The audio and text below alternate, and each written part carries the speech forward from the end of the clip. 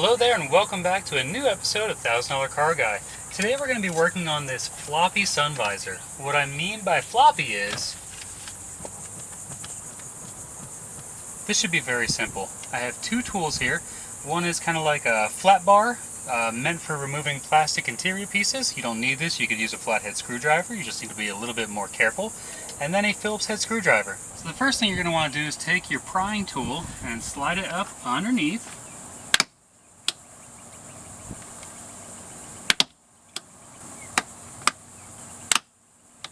There's a few clips all the way around, so just take your time, don't push too hard, and try and catch the outside lip of it.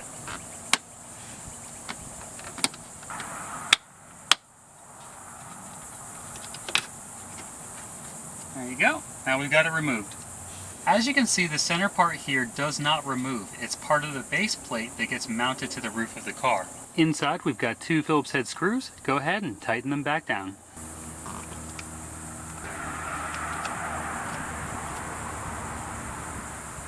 We can go ahead and put our cover back on. Simply slide it around the shaft there and then clip it back up into place, making sure that all four corners are now reattached.